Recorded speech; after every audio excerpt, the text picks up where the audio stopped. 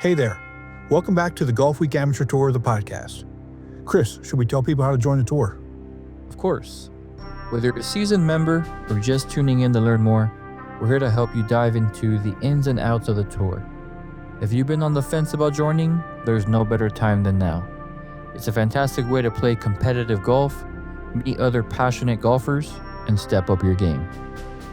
Registration is open. All you need to do is go to amateurgolftour.net, click Join the Tour button, and pay your local tour's membership dues. And if you want to keep up with all things Golfweek Amateur Tour, make sure you're subscribed and listening to the podcast on your favorite platform. Don't forget to download each episode, share it with your golf buddies, and if you're enjoying the show, drop us a like and a review. Your feedback helps us grow the community and reach more golfers just like you. Thanks for tuning in. Now let's get into today's episode. Chris, welcome back, and I mean that in both the figurative and literal meaning. So welcome back. Right, thank you. It was a great trip. Took a couple extra days off to recover, and ready to make my next trip. You know, it was fun, good time.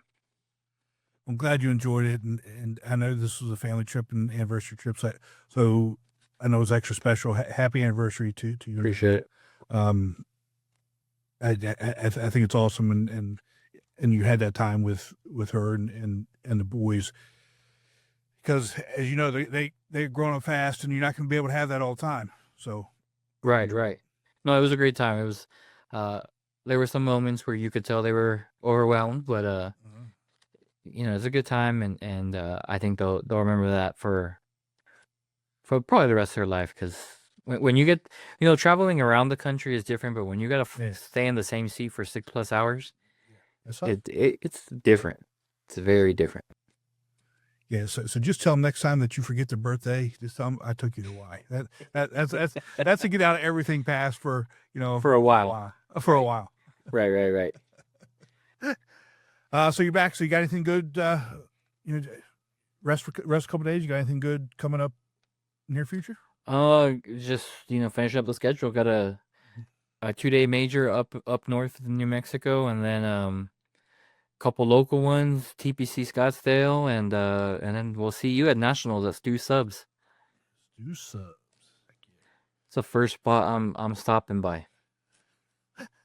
Well, not even the Airbnb. We're going straight to Stu Subs. Just going straight there. Well, we got for that's watching. The finished product is 10 times better. It's only a small piece of what is actually recorded. Yeah. An episode is generally about an hour. We have like 3 hours per episode that we can't even put together to make any sense. 1 season that we do this, we need to do it for a blooper episode. Yes, I was thinking the same thing. Give us a week off. Well, actually, give me 2 weeks off. You still got to do the editing, but we need to have a blooper one, because man.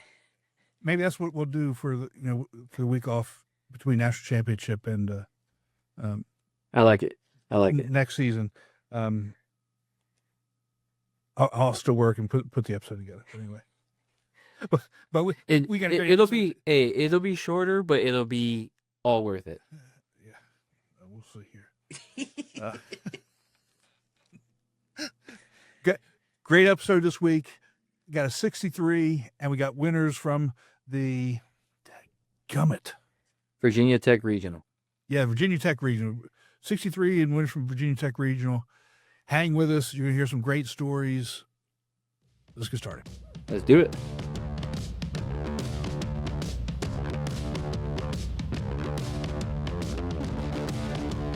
Ladies and gentlemen, Golfweek Amateur Tour proudly presents Golfweek Amateur Tour, the podcast, talking about all things Golfweek Amateur Tour, including interviews with tour directors, players, and course professionals. Now here are your hosts, Tim Newman and El Paso Las Cruces Tour Director, Chris Rocha.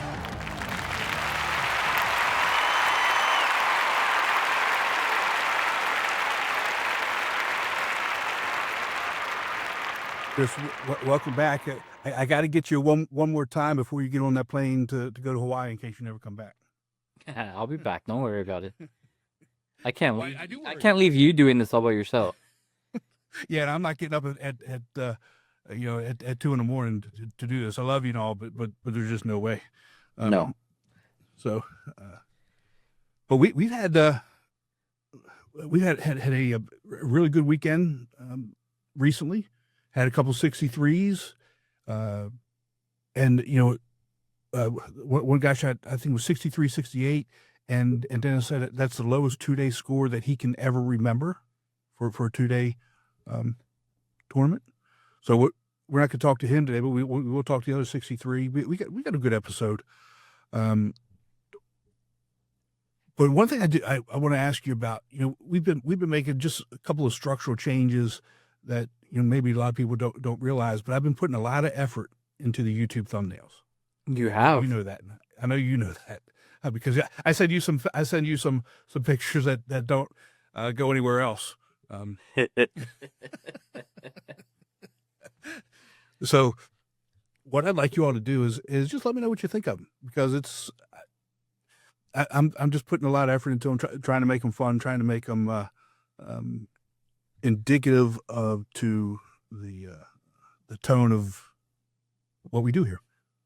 Yeah, I mean it's a good time, and I'm glad the other pictures that you have sent me aren't going anywhere, but it's funny, man.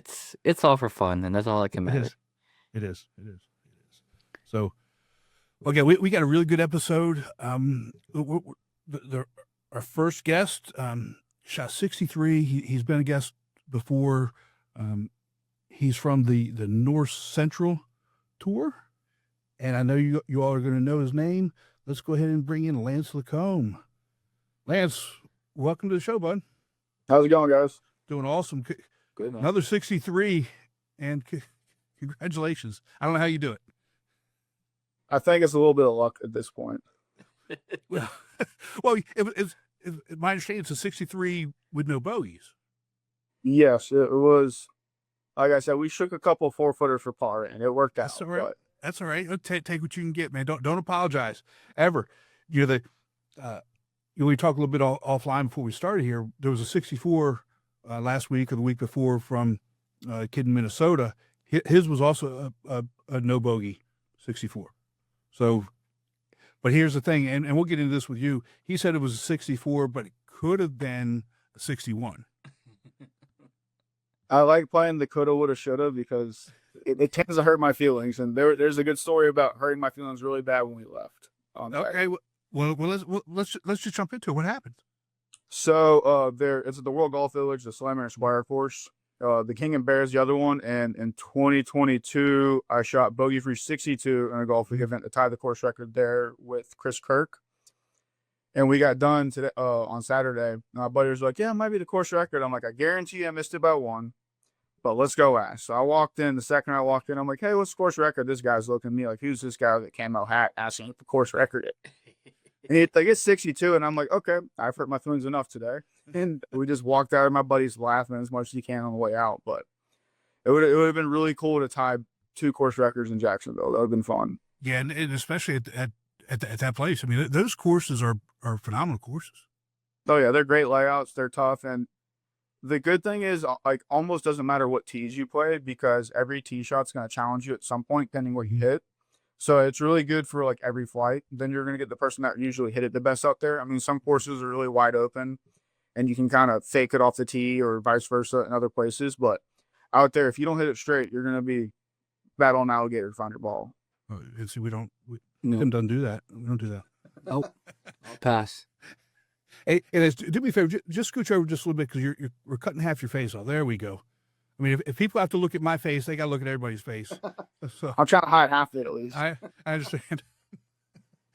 So tell us about the round overall, because again, I mean, you got 62. So when Dennis sent me this message about, I don't know, Chris, it was actually like the next day he sent this. I was going to ask you for it anyway, but he sent all the lowest scores ever. So you've got a 62. You're on this list a bunch. You got 62, 63, 65s. So tell us about the round and how that compared to the one at King and Bear. So at King and Bear, it was relatively dry. We got 4 inches of rain in 2 days leading up to the Saturday's event. And that course usually is pretty firm and fast, so it plays really short. But with all the rain, it was cart path only, which I think helped me because then you're not thinking about anything. You're more worried about trying to hoof yourself back to the cart, which I'm getting old. I got a bad foot, so it takes a little bit sometimes. And then we had a good grouping. Well, 2 of my best friends, Kyle Dodson, Chase Botson, and then one of my buddies, Traveris, was playing. So everybody was in a good mood and ended up just didn't think it was going to be a low round. No warm up, no range. We were just hitting fun chip shots around the greens. And first hole, I hit driver wedge like 20 feet and left it right in the heart. And I'm like, here we go. We're going to have another day where we just can count all the strokes you throw away. And I just kind of eased in the round, made a birdie on 3. And then I took a ridiculously aggressive shot on 4 for no reason. Got lucky, made birdie. But I made the turn at 3. And then my buddy, who was in the group in front of us, was waiting on the lead group. And he's like, well, I'm 1 under, so I'm going to catch you. You're 3 under. So kind of lit a fire under me and then got it going. I lipped out from the fairway on 10, birdied 11. 12, I left a great 15-footer right in the heart. Then I almost made ace on 13, birdied 14. And at that point, I'm thinking, oh, I'm 7 under. I was like, my record's 10, tied with someone else. I'm like, if we go 4 under the last 4, we could break the record. And then I missed my only green of the day with a wedge in the par 3, which was demoralizing. Yeah. And then birdied 16, hit a good chip in there for eagle and like 3-peat. And 17, I had a feeling I was going to birdie 18. I don't know what it was. I was just really confident. Obviously, when you're playing well and when you're getting away with hitting some shots that shouldn't do well, you're going to be very confident. So I hit a wedge to like 6 feet. And I told myself, if I make this, I'm shooting 62. And when I tell you, I snap hooked this putt uphill that broke right. I mean, it was a tight draw with the putter, which was just demoralizing at the point. A tight And my friend group, we're the kings of tight draws with the putters. It's bad. And at that point, my buddy Chase was 3 under going into 16. And 16 is a par 5. He's a long hitter. So I'm thinking he might get to 5 or 6. So when I got on 16, I'm like, I gotta put the pedal down because you never know. I mean, there's birdies out there. And 18, I hit a good 7-iron in from like 178 to like 5 feet, made birdie. And it was the weirdest feeling because I was so focused on shooting 62 that like 63 like hurt. But at the same time, it's like I didn't make a bogey, no warm up. I made every putt that like I was supposed to make, so I can't really get mad except that one tight draw. But those happen a lot, especially this year in tournaments. Right. And came in. My buddy Kyle Dodson won a prop bet for $250 against Chase, so it was a phenomenal day. So I was more invested in Kyle's round than I was mine, which I think helped a lot. Like how he hit 6 greens, made 2 birdies, 2 bogeys, and the whole group's fist pumping every time it makes a 6-footer for par. So no one was even thinking on my score until we get on like 16 or 17. So it was just like a perfect mental game day to where I didn't even focus on. I just tried to get out of Kyle's way. And luckily enough, getting out his way was hitting it close a lot that day. So I need to play with Kyle more, I think. Well, so when they realized at 16, was it kind of like a pitcher throwing a no-hitter? They just kind of left you alone, didn't talk to you, made you ride by yourself, that type of thing? Or a little bit, because they asked me on 15, the par 3. They're like, Lance, are you 5? I'm like, no, I'm 7. They're like, what? I'm like, yeah, I don't know what's going on, but we're kind of blacking out on all these wedge shots, hitting them tight. Then I missed the green. They're like, oh, shouldn't have said anything. Man, Chris, it's got to be fun to watch. Seriously. I bet. When you just get to hang out and watch somebody hit some golf shots, it's always fun. Good golf shots, not Right. So let me ask it's kind of a series of questions. Okay. When we got this information and I started looking at all the tour's lowest scores, I went and kind of pulled a handful of players across the country who have the plus handicaps. Okay. And just kind of as as a point of reference for everybody, Lance right now is sitting at he's a -3. Okay.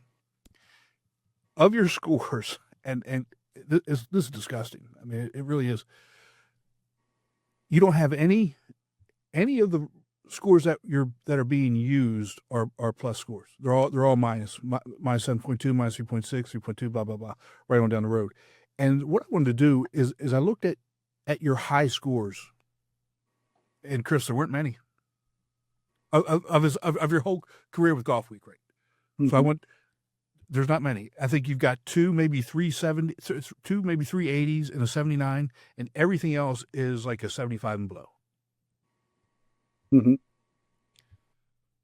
And so I looked and I went to some other players, that have those types of handicaps, and I'm finding the same thing. And I'm thinking, why is it that a good champ flight player like you, the dispersion of high scores there really isn't any compared to, let's just say, a good A flight player who's, when you think about a good A flight player, most people think, well, they're not really that far off. But when you look at a good A flight player compared to you, it's not even close, right? You're talking 4 or 5 shots, easy. Mm-hmm. So why do you think that there's that dispersion of high scores for a good A flight player as opposed to a good champ player? So with playing with the guys like Joe Jaspers, Wong, Corbin Holt, the biggest thing that I see that we do in particular is when you start bleeding, you find a way to stop it. And if that means you got to start hitting it 20 feet with a wedge and not trying to go at flags just to preserve the score until you kind of figure out where your swing's at, that's a big thing. And then for the most part, we don't take unnecessary risks. Like, we won't go for like an island green with a free wood that some people are like, oh, it's Spins game, which helps. And then just picking the right club off the tee. Like, sometimes I've seen with like A flight and B flight, from their tees, they get hit driver, but then they get down to like a wedge number they don't necessarily like.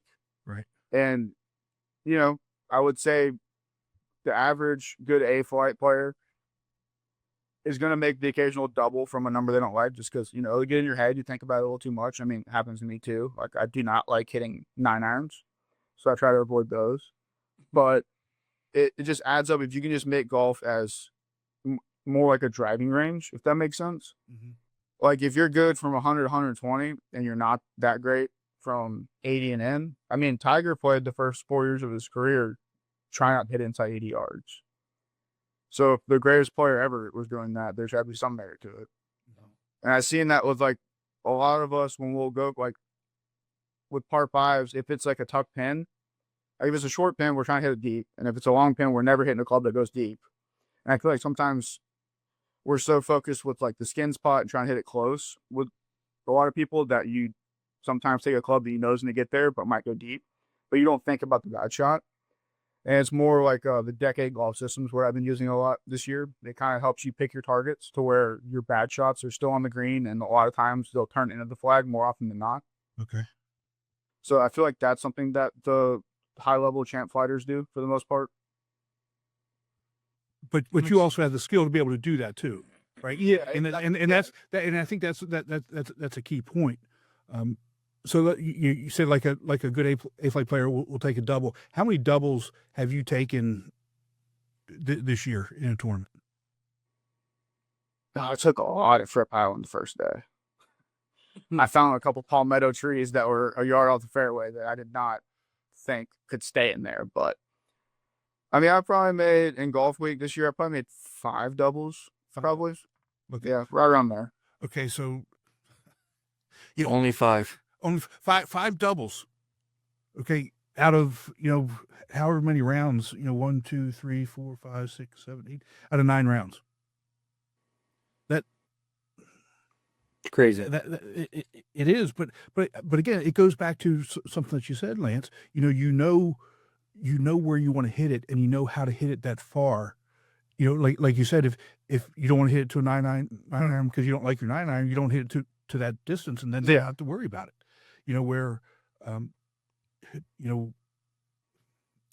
Maybe A flight players can do it. Maybe some B flight players can do it. But C and D flight players, they're just swinging away and hope. Mm-hmm.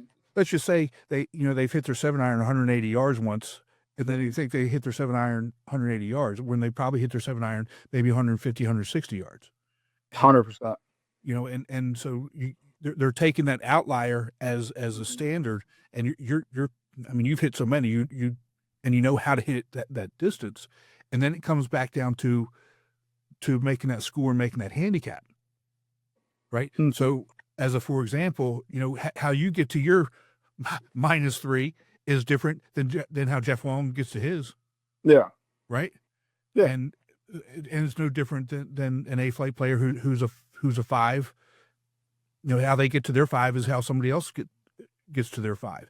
And so it's knowing your game and sticking to that and playing to what your strengths are as opposed to worrying what everybody else is doing. For sure.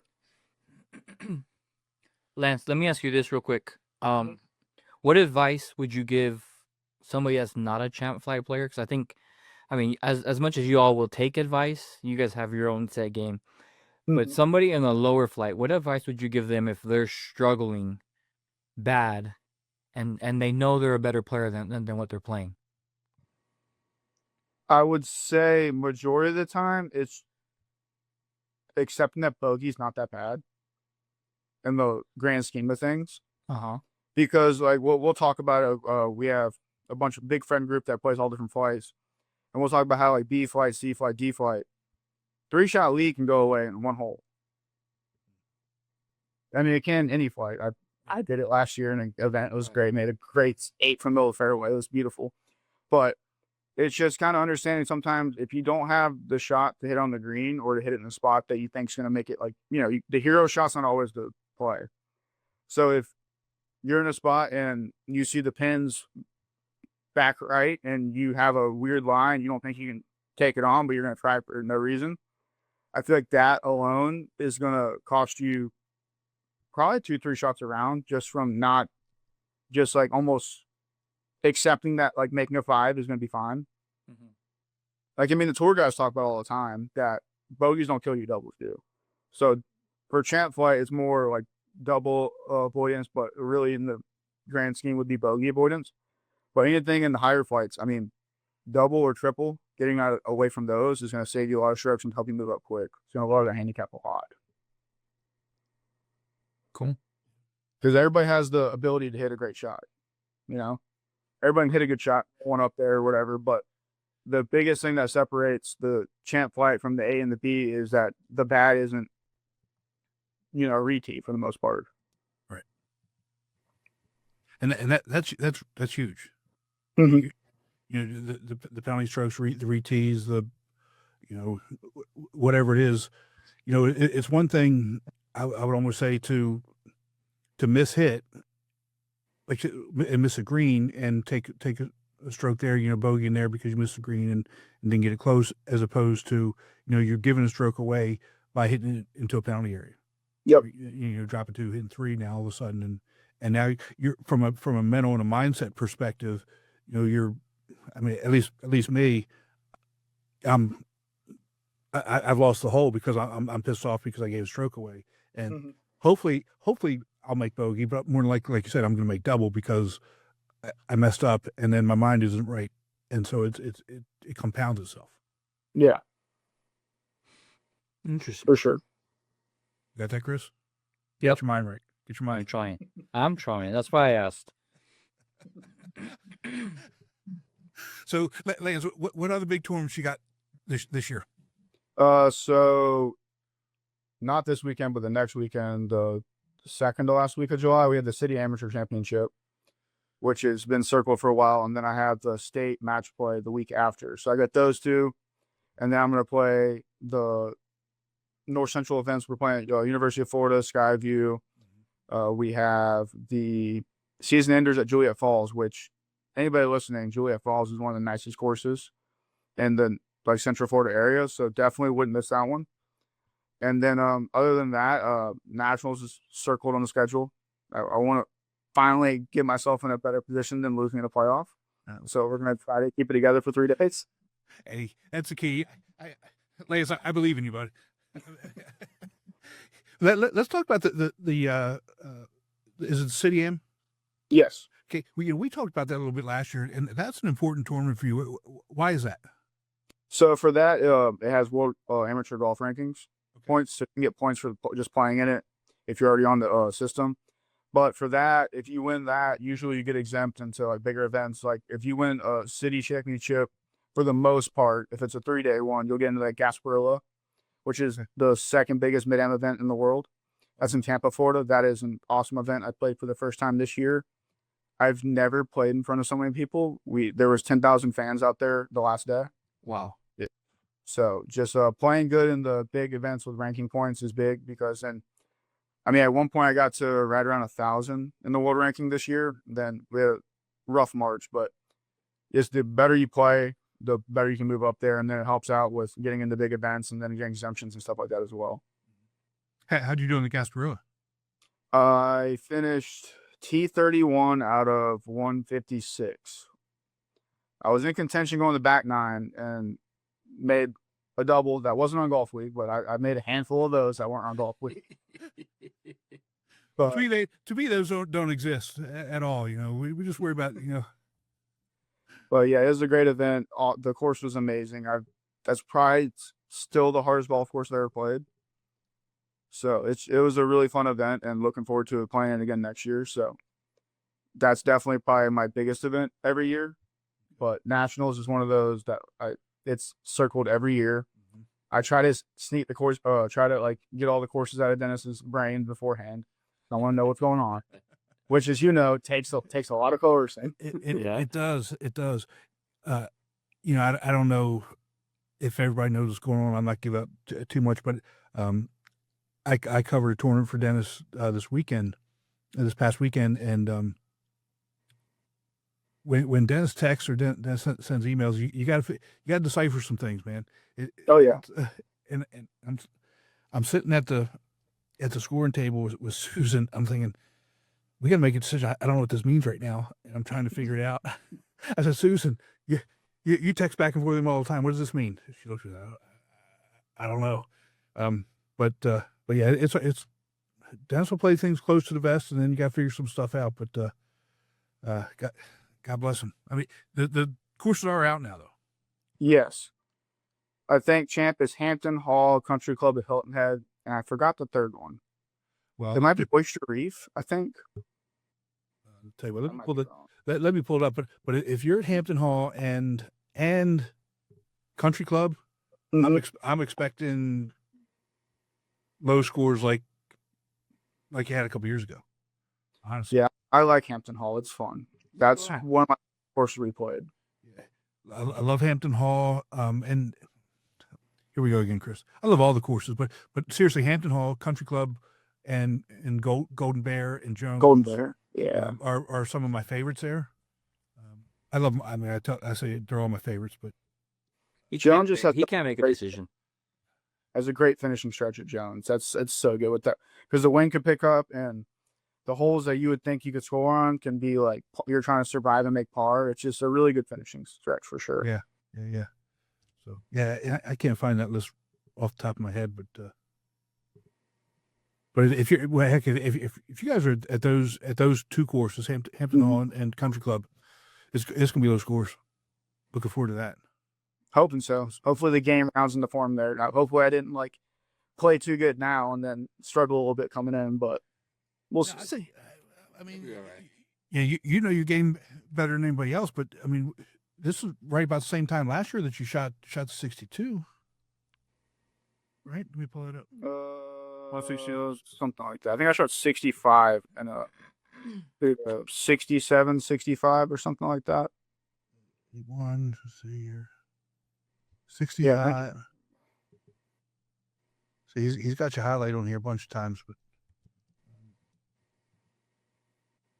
so June 23rd of 24, you shot 65. Okay, yeah, it was a 2-day. That's pretty cool. Yeah.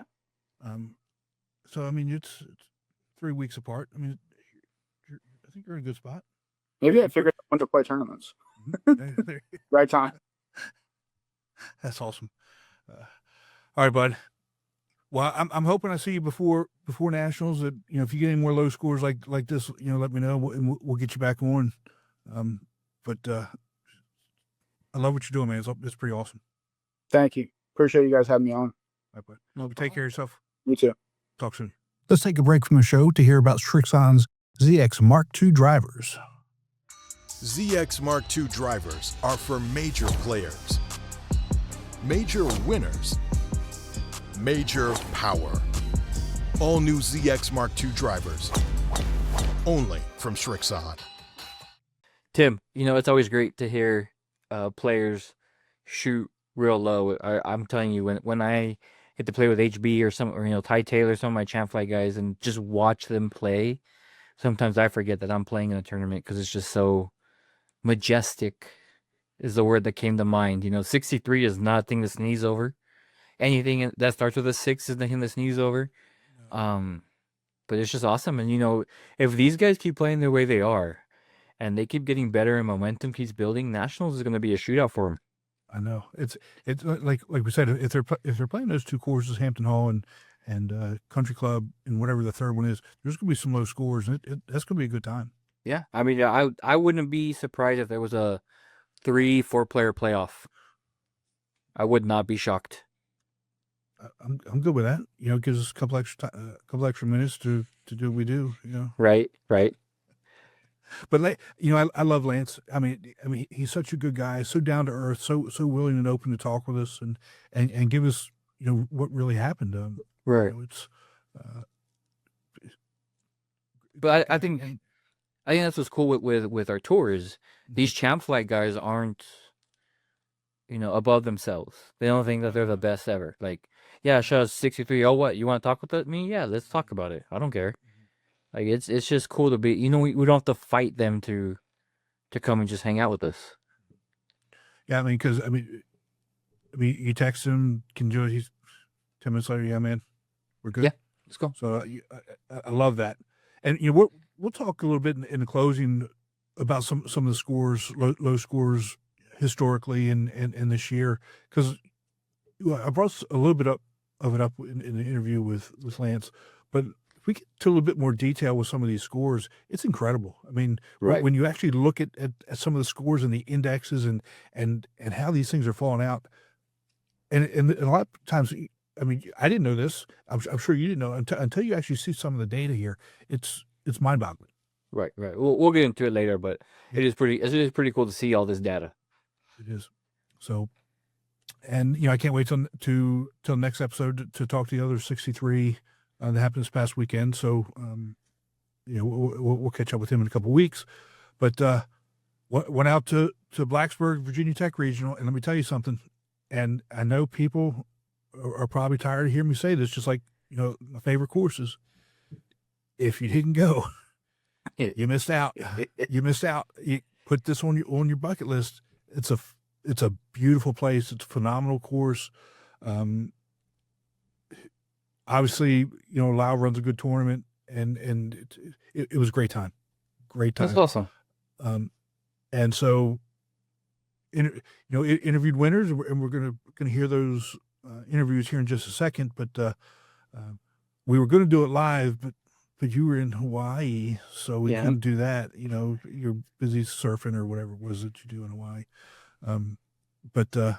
So you missed it. You better put that on your list.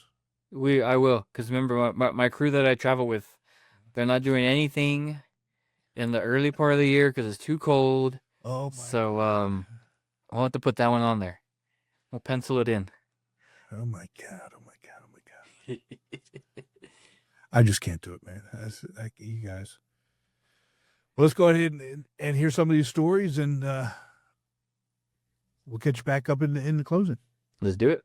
Welcome back to the die course at Virginia Tech for the 2025 Blacksburg Regional, and we're here with a champ flight winner, Matt Green from the Cincinnati Tour. Matt, you had two really, really good days. Yep. You went 70-70. There were only 3 rounds under par. You had 2 of them. Today you had a really good stretch. Holes 12, 13. 11, 12, and 13. Why don't you walk us through that stretch? In 11, I birdied it yesterday, so I had good vibes. Big drive, wedge in, 12 inches, birdie. Big drive on the par 5, 211 to the pin, 6 iron to 10 feet. Oh my goodness. Rolled it in, 10 feet on the next birdie, 8 feet on the next, lipped out and birdie. And I'll definitely get on a here. I was just wanting as many as I could. Well, it's amazing that you could do that, especially on this course. Again, when there's only 3 rounds under par, and on that 3-hole stretch, you were 4 under. You had even par on the front, 2 under on the back. I mean, you had a real hiccup on 15 with double, but outside of that, you had a pretty good clean card. One little poor chip on the front 9, and then like a calculated miss on 15. That was the last difficult shot I could see left that could cause me some trouble, and then just unfortunately lost my ball. But other than that, it was good for 2 days. It was pretty stress free. Well, kind of like we talked about yesterday, you just said you had a calculated miss, and that again, that's just so important for, I think, for the high handicaps to understand about this. We talked about yesterday, but you went going away by I think 5 strokes, 9 strokes, yeah. Closest was Mike Hartzell out of the Tidewater Tour for a 2-day total of 149. So you won by 9. So what's next for you? Gonna go play a regional up in Michigan. Okay. Oh, American Dunes, played it last year. Great golf course. Yeah, I like playing these regionals. It's fun. You meet people from all over the states. And yeah. Play some wicked golf courses. I thought it was fun. You just get caught up. This golf course, you get lost in the views all the way around. Yeah. So I was up at American Dunes last year, and if you haven't been to American Dunes, you need to go. Have you been to the French Lick one? Yes. That's phenomenal too. They're all of it. You just go through it, and it's hard to Exactly. to miss. Well, Matt, thanks so much for spending some time with us. Yep, Congratulations on the win. Take care and drive safe. Thank you. All right, we're back with the A-Flight champion Zane Sanford, and we just talked to Matt Green, the champ flight winner. He went 70-70. I said there was 3 under par rounds on the tournament, and Zane Sanford, the A-Flight champion, had the 3rd one. And I'm just going to say you had the round of the day, even though Matt shot 70. I think you had the round of the day because we talked yesterday when you left. All you had to do, you play your game, and you turned around and did that. You went 82-71. And you got a 3-stroke win, so congratulations. Thank you very much. Yeah, I just literally last night I pulled out the putting match to work on my 5-footers because yesterday that 82 was missing putts about this far off. Okay. So then last night we were having a party. I need to pause that a bit and let me go work on my putting, and I did that today, and I was able to get revenge on hole 18, 17. Unfortunately, yesterday was doubled for putting 2 balls in the water, and that the 17 par and the 18 became a birdie about maybe 6 inches off the hole. And I had the birdie that to keep the adrenaline going, and I just had to play smart, just make the putts. And I did not pull out driving today, and just play my game. And I really want this so bad to create another great memory up here, and I just can't wait to go back home and talk to all my hokey buddies, and knowing that I got this. And one more important thing, I'm getting ready to speak in front of Congress on September 7th. They want to know how I manage well. I get to tell them I did win a regional tournament called the Peak Dive at Virginia Tech, and one of my bosses, I think he's the top management. He went to Virginia Tech, and I can't wait to meet him in D.C. and tell him I should go hear what I've done. Dude, that's awesome. That makes me so happy for you. Yeah. But let's break your round down just a little bit. I mean, you had a relatively clean card today. I mean, you bogeyed a hole, but on the front, but you still finished 1 under. Yeah. Because you went birdie, 8 birdie, 9 birdie. So walk us through 8 and 9 for me real quick. So 8 and 9. What 8 and 9? Yeah. Which one? 8. It's a par 4. 9's a par 5. Back. Well, just played. I just had first. The 8 was just a hybrid. I just needed to get it down anywhere in the fairway, and as long as I do the Ben Hogan elbow, keep the wind inside, it was just gonna go on the green. And it actually hit the top of the hill, and then I actually hit the heel of my wedge. I thought I shanked it a little bit, and it went on top of the hill, and it rolled to another 6 inches, and I was able to tap that in, and that was good luck. And then the next hole, it was I just had to same thing, hybrid down in the fairway, and trusted my gut, went in the face, just your Lee Trevino, your body is a tree trunk, you control it around, and I was able to keep doing that and and that was how I made my birdie. I told myself, your body is a tree trunk, quote by Lee Trevino, and I was able to stay consistently all that. That's good that you have those triggers to keep you mentally focused throughout the round, especially when things get a little wonky. Although things didn't get wonky for you today. I mean, again, real consistent. You go off to the back. You had 2 bogeys and offset by 2 birdies. So you cleared 10 to 18 at even par for that 1 under 71. And again, when you look at the course and all the 120 players, so 240 rounds, only 3 rounds under par, and you were one up. Yeah. And after shooting 82 and how upset you were yesterday, I tell you what, you should be really proud of yourself. Yeah, thank you. I really am. It's been a big struggle with me. I just had to work on a lot of things. It was literally just the putting and putting. I just had to change it up a little bit. Just believe in yourself and have faith in yourself and know everything is going to be okay. And I actually did that. And I have great people that encourage me to do what you do as you always done. And I was able to do that. And before you had come in, there was a bunch of guys in here who saw the scores, and they said, "Good for you, good for Zane," because and it's one thing I love the encouragement and everything else, and to see people with you not even being around saying, "Good for you, congratulations, he did a great job today." You need to know that. So congratulations, Marsh. Thank you very much. Well, good luck the rest of the way. We'll talk to you soon. Thank you. All right, bud. All right, we're back with the B-Flight champion, Joe Benson from the Tidewater Tour, shot 76-84 for a 2-stroke win. Congratulations on the win today. Appreciate it, man. Thank you. So, walk us through today how it went. You led after round 1.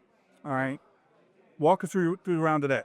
Today's round a little bit different than yesterday. It was a lot wetter. They got some rain last night, evidently, and made the course a lot more difficult today. Just made sure I hit 4 iron off every tee, make sure I kept the ball in front of me, and we made it happen, man. So you again, leading after day 1, you still won by 2 strokes. What was your mindset actually going through, when you went to bed last night and what you were going to do today? Because very rarely does somebody win, have low round on day 1, come back on day 2 to keep the win, and three flights did that today. So that's unusual. How about that? That's very unusual. Very unusual, isn't it? Well, for me, I try not to think about it, because if I do, like you said, I'll fall to pieces. I don't even check the leaderboard throughout the round. I just play golf, and at the end of it, it is what it is. Right. So I try not to worry about it. I slept pretty well last night and came out here today, and so I'm just going to play the same game I played yesterday, and it worked out. That's awesome. Did you win any skin money in that? None. Didn't even have a birdie in there. But you walk away with a trophy. You walk away with national championship ticket punches, and you're ready to go. What's next for you? I think I'm get into. I think it's dogwood for Richmond Tour. Awesome. Like I was showing them, like that was your buddy today, so they're trying to get back to the tour. Awesome. Well, congratulations on the win, and we'll see you soon. Appreciate it for taking. All right, we're back at the die course. We got the C-Flight champion, Kenny Price from the Tidewater Tour. Kenny, you went wire to wire this weekend. Feel pretty good? I do. It was a grind out there. Just wanted to make sure that you didn't make any stupid mistakes and, hold steady and let everything fall as it may. So you shot 83 yesterday. Like I said, you tied for first with Titus Simmons from DC Tour, and you guys were paired together today. How did that pairing go? And kind of walk me through the round a little bit. It started out obviously, you're a little nervous, so get the little slow start. But then once everybody settled in, I think we got into a groove. At that point, you just start focusing on the shot at hand and not looking ahead, not thinking too much about where everybody's at on the leaderboard, and believing that as long as you put some pars up there in our flight, that you're gonna have a good chance to hang in there. And once I saw I had a lead, and at that point, it was just a matter of just executing shots and not getting ahead of yourself. Yeah, I mean you were pretty consistent over both days. I mean you had 2 double bogeys today, but you also had a birdie on hole number 3. Walk us through that hole. So that hole was actually the wind had picked up today, so the wind was in our face, and it's a long par 5 for us. It's over 500 yards. So decent tee shot, but it did get off the fairway. What happened? Basically, my second shot, I was about 165 out. I took an 8-iron, and I hit it within about 4 feet. And I was able to execute the putt to get the birdie. And it was a crucial point in my round because it kind of settled me down a little bit, and I got back on track. From that point on, it was just a matter of, executing the rest of the shot. So, yeah, it was crucial, especially with that win. And I had a feeling that it was going to hold up because of my flight anyways for it, because it's a long haul. It is a long haul. So I felt good about that. So what do you think of the course? Love it. Love it. The scenery. I mean, we have trains going by. I couldn't ask for anything better. With the rain and stuff, I think the course drained great as much as it could. It took a lot of rain on. So today with the wind picking up, it changed it a little bit, gave it a little bit of different of a look. But beautiful, beautiful course. It is, absolutely. Well, congratulations on your win today. Again, 5-stroke win over Josh Moliton from Charlotte. Kenny Bryce, 2025 Blacksburg Regional Champion. Congratulations. Thank you, sir. Appreciate it, man. All right. All right, here we go. We're back here with the D-Flight champion, Hal Lair from the Tidewater Tour. Hal, congratulations on the win today. Thank you. You had a tough one starting out. I did, yeah. Well, we started out on 18, and I put my ball a little bit left, and we thought it was in the trap. Hit a perfect shot out of the trap, and then realized it wasn't my ball. So I didn't take a 2-stroke penalty and go play my regular ball and start out with a triple. So had a lot of work to do from there. So you start out with a triple, and you're already 2 strokes back to begin with. So you clawed your way back for a 2-stroke win over Ed Sittico from the Tidewater Tour. So talk about the battle back and forth between you and Ed all day today. It was a bit of a battle. I didn't hit very many fairways all day, so it was quite a battle for me just to keep it in play and keep up with him. And he started struggling a little bit and let me back in, and Wayne Emser kept us in the mix. So it was a good mix out there today. We had a really good foursome. So how was the course playing different today than it was yesterday? Maybe a little bit more sluggish because there's a little bit more water on it. Okay. In a couple of spots, but by and large, it played about the same to me. Okay. I got very fortunate on number 9. Hit a really, really hard drive down there, but it hit the car path. All right. And we looked for it for about 2.5 minutes, and then we finally saw it. I'd hit about a 300-yard drive. Well, the car path and just kept going. Yeah. Shot of the day. That's awesome. What do you think of the course? I like it. Yeah, it's pretty much if you can hit the fairway, you can score pretty well on it. Yeah, not a whole lot of trouble, and it's just what's in front of you. Just play it. Yeah, that's all. I like it. Yeah. So what's next for you? Kiln Creek. That'll be the next one up for me. Awesome. That's a home course, so I'm looking to do well there too. Very, very, very good. Well, congratulations on the win. Congratulations on punching your ticket to the national championship, and good luck the rest of the year. All right, thank you very much. Yes. Let's take a break from the show to hear about Strixon's ZX Mark II irons. A great iron set needs more than good looks. It's gotta be fast and gotta be pure. But good looks never hurt either. The all-new ZX Mark II irons from Strixon. Chris, there really isn't, and you know this, there really isn't anything like it, like talking to winners of after regional tournament. National championship is a completely separate deal, but when you talk to winners from a regional tournament, it really is special. Especially when you're competing against players from all over the country at a great course, good competition, great event. Right on down the line. How happy these guys are to walk away a champion at a regional, and especially this course at Virginia Tech. I'm telling you, it's beautiful, man. Absolutely beautiful. I mean, like you said, any regional winner, it's a milestone win because you are playing people that are not from your tour, that aren't visiting. You're playing people from really around the country, and it's a good indicator on how you can do at nationals. Minus an extra day of playing, but if you play a practice round, your body's probably conditioned to it. Um, if I won a regional, I think I would go in there with a chip on my shoulder. Because you and 15 other, 14, 15 other regional winners are probably there. So you kind of have that little edge. But I can imagine how much weight is off your shoulders winning a big tournament like that. I mean, I've been close. I think I have a second place, a fourth place. So I've been there. But to be able to actually pull it off is just it's huge, a huge thing. I don't want anyone to think that it's just a normal tournament, because it's way different than your local tour's 2-day event. Yeah, it is. And again, Lyle does such a good job running events anyway. I mean, you got to go. Right. I mean, all the directors that have regionals, I think, run them amazing. Yeah. The ones we've been to have been top notch. It's phenomenal. Yeah, it's really, and so I think a lot of times when we say that, people say, "Oh, they're just saying that." There they go again, right? Saying the same thing again and again. But let's put it this way: I wouldn't do, if it wasn't like that, I wouldn't do it. I wouldn't say anything. Well, and I challenge anybody to go to a regional that we've talked about, that we've been to, and tell us we're wrong. Tell us we're wrong, right? And I guarantee you, no one will be able to. You can't do it. Even when we were at American Dunes, last year in pouring down rain on Saturday. Right. These guys were walking in soggy, looked like a dog that was left outside, just all soaking wet, dripping.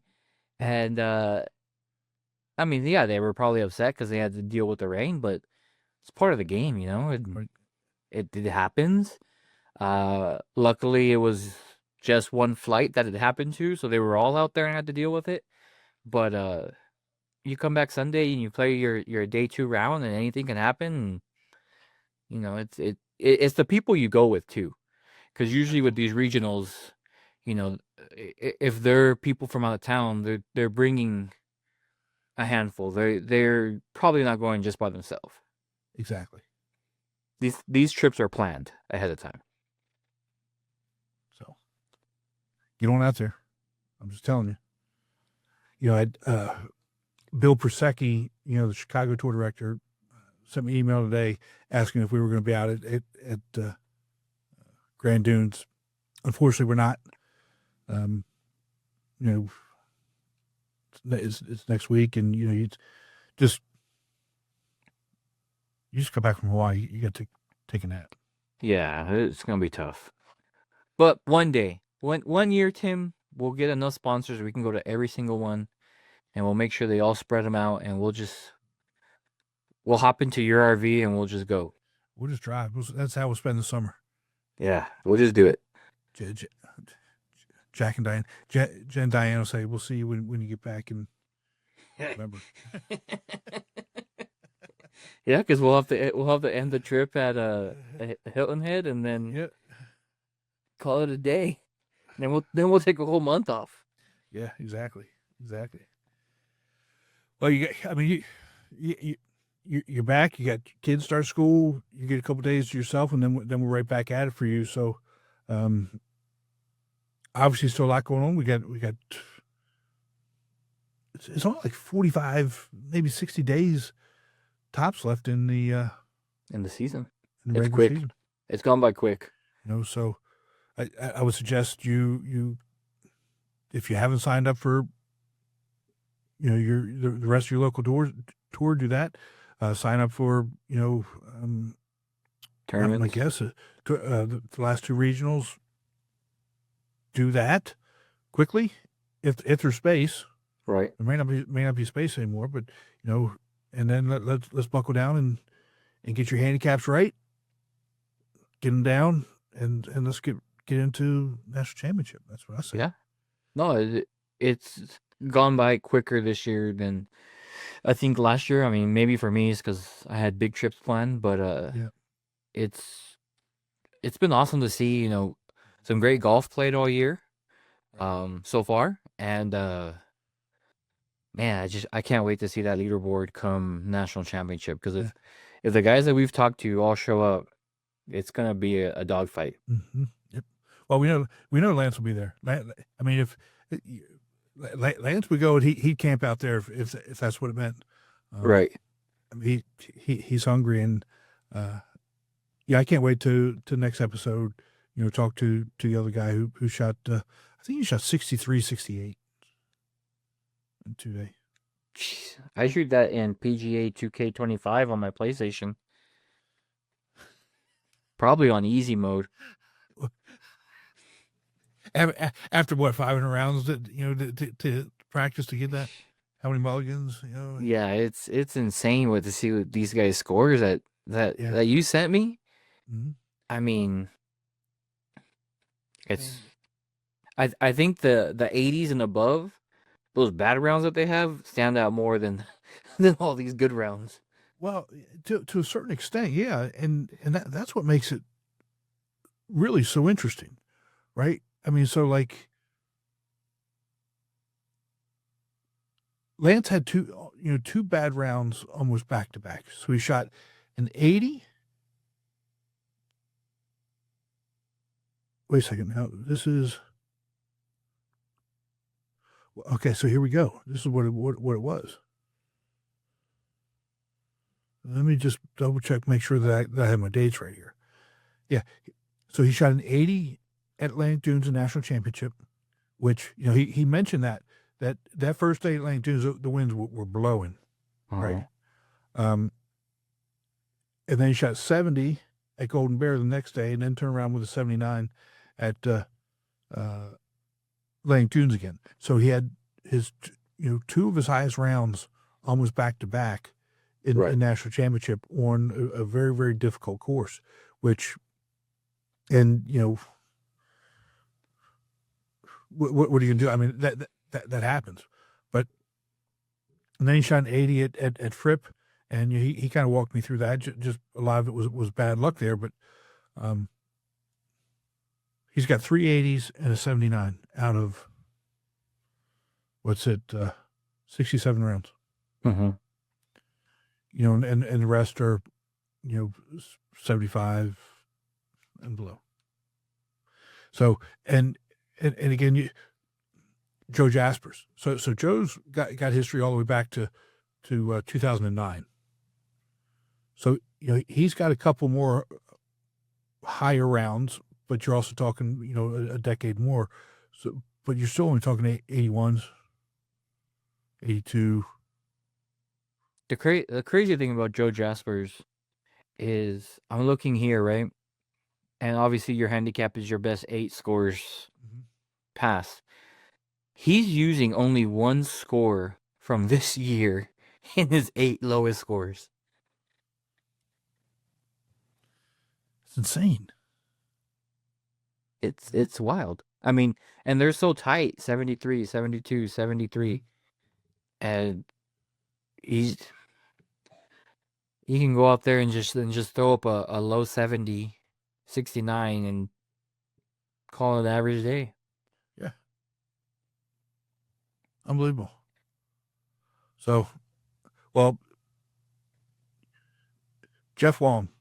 So again, look at Jeff's scores. I think his highest is a 77. That was his first round. He's got a couple 77s and 76. Everything else, low 70s. Yeah. Low to mid 70s. And we talked a little bit about this with Lance. Jeff Wong is a good player, but how Jeff plays is very different than how Lance plays. Right. And still, I mean, watching 2 of them go head to head, or watching the 3 of them, Joe and Wong and Lance, or any of these guys that we have on this list here, Corbin or HB or Chuck Spears, or pick a good champ flight player. I don't care who it is. Watching those guys go head to head, it's fun to watch. Yeah, I mean, we can even throw Matthew in there. Yeah. He can hold his own. His champ fighters can hold their own. It's fun, man. It is fun to watch. And Dennis sent us the all-time low scores So we've got 362s. 362s. You know, we talked to Andrew Bruce a couple years ago. He shot a 62 at Mold, Kentucky golf course. Jeff Allen shot a 62 in November of 2016, and Lance had his 62 August of 22 at World Golf Village King and Bear.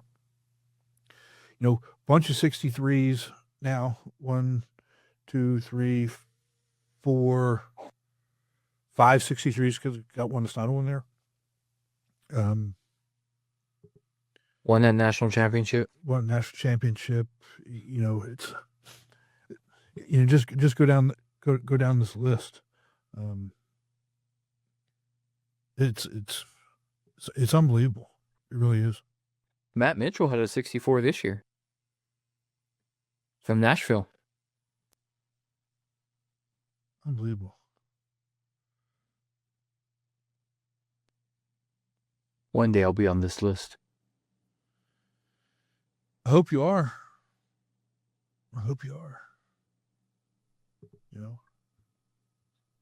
I mean, I'm just curious. Hold on, let's see here. What you got? Hold on. Let me see if it'll do it.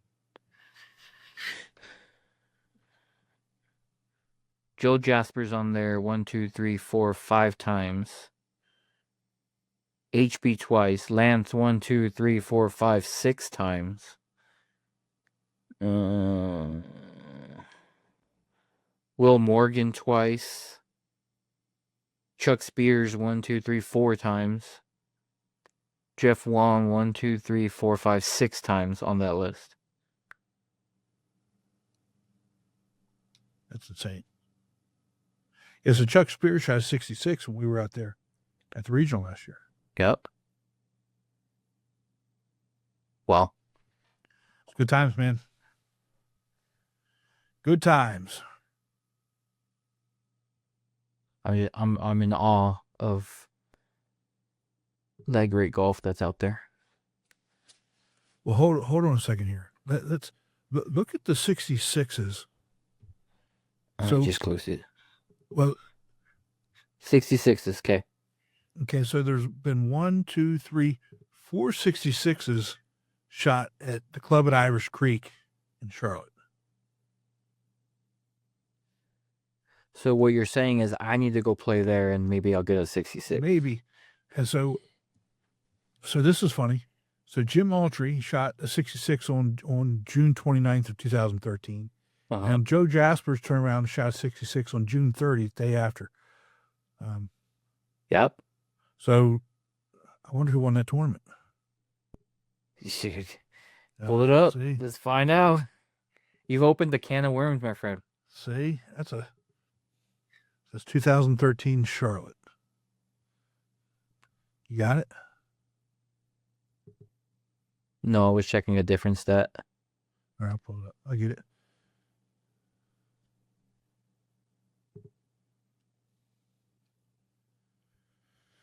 Oh, let's see what we got here. 2013.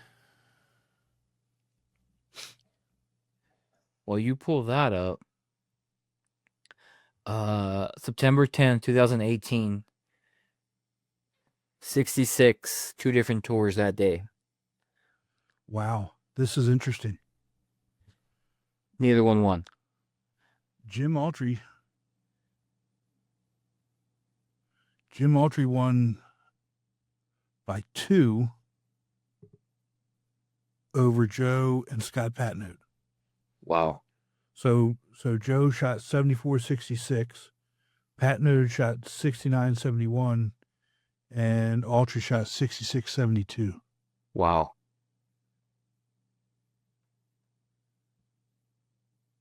How about that?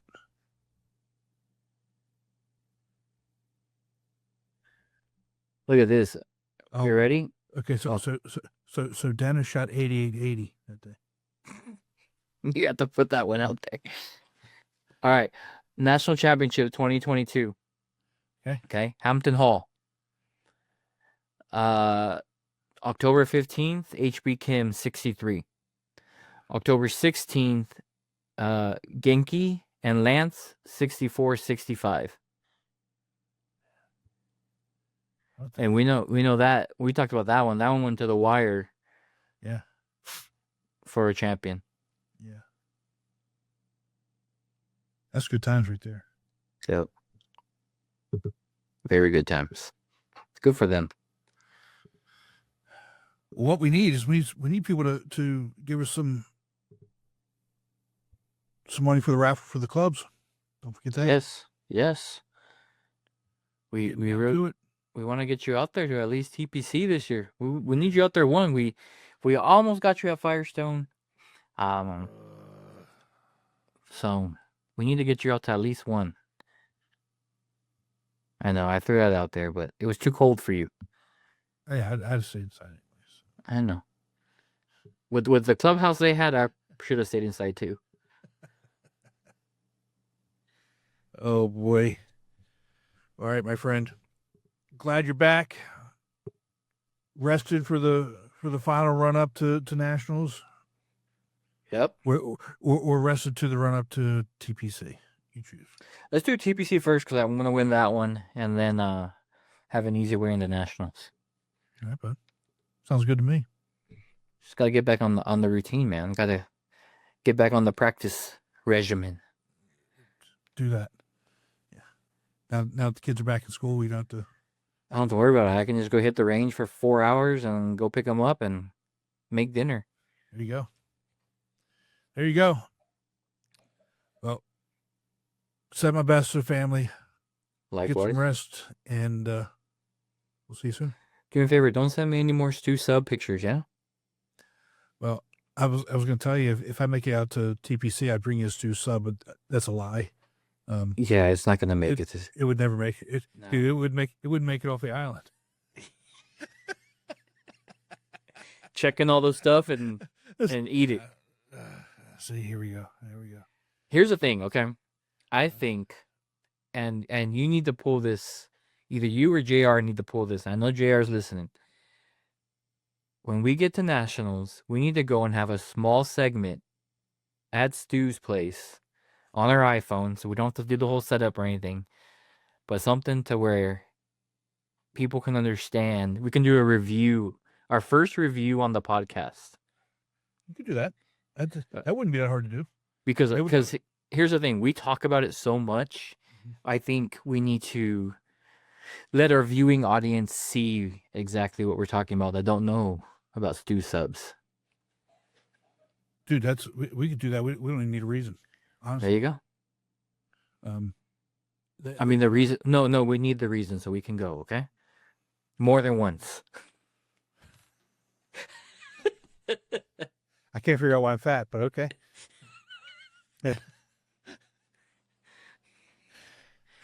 I can't wait to see what your AI generated thumbnail is going to be for that one.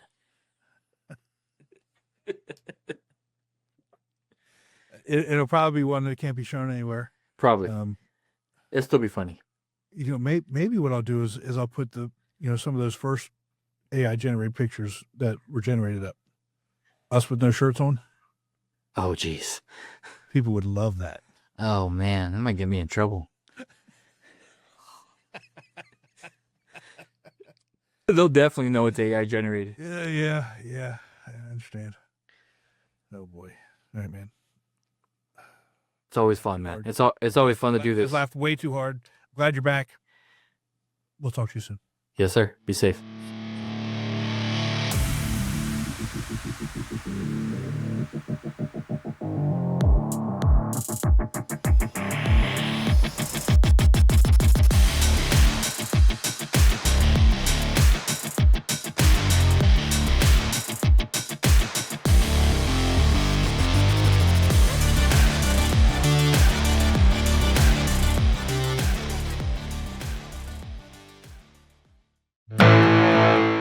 All right, that's a wrap for this week's episode.